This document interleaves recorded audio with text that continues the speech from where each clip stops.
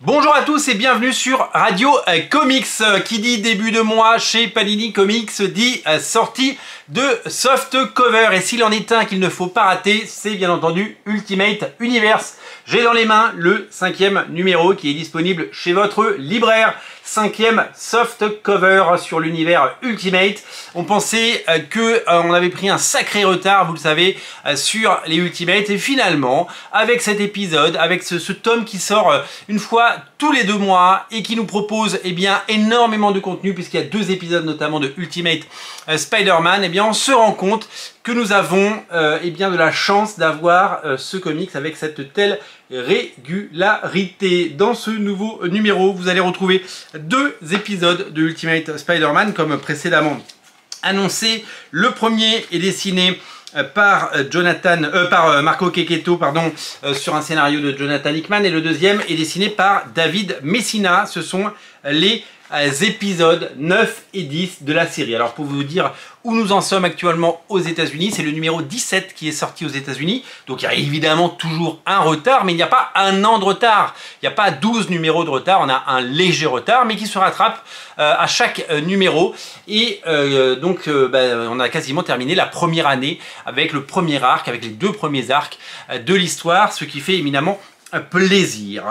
Ensuite, nous avons droit à un épisode des Ultimate X-Men. Je sais que cette série ne plaît pas à tout le monde, mais je sais qu'elle a aussi des fans, notamment les fans de Peach Momoko, qui sont là. 8e épisode de Ultimate X-Men à découvrir, avec ce trait évidemment très japonais. Moi je la trouve évidemment meilleure illustratrice. Je trouve que ses couvertures sont magnifiques que dessinatrice, mais écoutez, la formule qui propose d'avoir toutes les séries Ultimate dans le même numéro, nous permet d'avoir ça et de pouvoir le lire. De la même façon, une série qui n'était pas forcément celle que j'aurais acheté en priorité. J'avais acheté les premiers numéros en version originale pour me faire un avis. Ultimate Black Panther, qui est peut-être la plus faible des séries, les épisodes 7 et 8 nous sont proposés dans ce numéro, ainsi que à la fin 2 épisodes de Ultimates, la série Ultimates de Dennis Camp, avec les épisodes 5 et 6. Donc un sommaire bien garni, un sommaire bien complet pour 16 €. Vous connaissez le prix, 16 € pour un maximum de pages de bande dessinée. Alors évidemment, c'est un véritable succès depuis son lancement. Voici les 4 premiers qui sont là, ils sont pas dans l'ordre, je vais les remettre dans l'ordre. Allez hop, on est fou. 1, 2, 3, 4, voilà, hop, c'est comme ça, hop.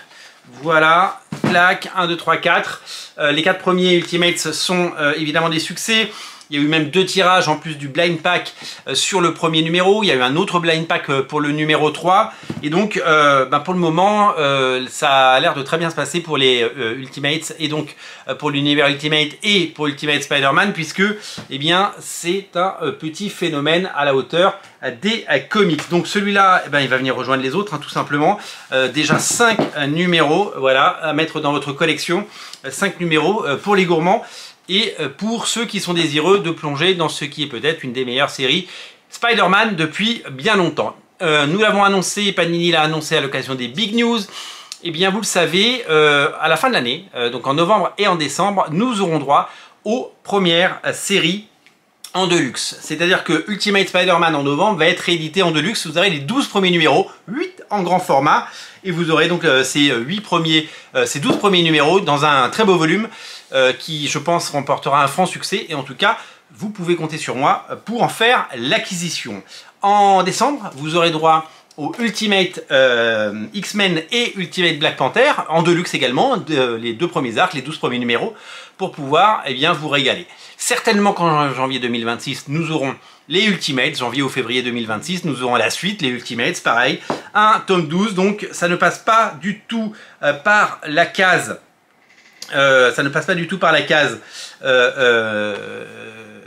100%, ça arrive directement à la case Deluxe, ce qui est plutôt une bénédiction. Beaucoup de questions de gens qui disent mais pourquoi Ultimate Wolverine n'est pas encore édité? Sachez qu'aux États-Unis, Ultimate Wolverine 1 est sorti quand il y avait Ultimate Spider-Man 13. Donc ce qui veut dire que là on en est qu'au 10, donc il faudra certainement attendre pas le prochain numéro, pas le 6e, hop, mais le 7e pour avoir Ultimate Wolverine. Quant à Ultimate Wolverine en Deluxe, il faudra s'armer de patience. A priori, la série serait une maxi-série en 12 parties, en 12 numéros. Peut-être que le succès aidant, elle marchera. En tout cas, le travail de Alessandro Cappuccio au dessin est assez remarquable.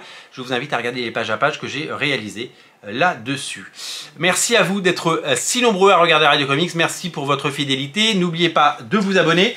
N'oubliez pas également d'aller sur Ulule pour découvrir Sin Stress et mettre quelques euros pour le recevoir. Vous l'aurez cet été. Le premier, voilà, cette tentative éditoriale que je vous propose. Ça fait plaisir. Le 5e numéro de Ultimate Universe est disponible partout chez votre libraire. Allez-y, régalez-vous et dites-nous ce que vous pensez de ce magazine et si vous comptez, eh bien, en fin d'année, acheter les différents Deluxe qui vont sortir. Vous avez la parole, je vous la donne. N'oubliez pas de vous abonner et n'oubliez pas de soutenir Sin Stress. À très bientôt. Salut!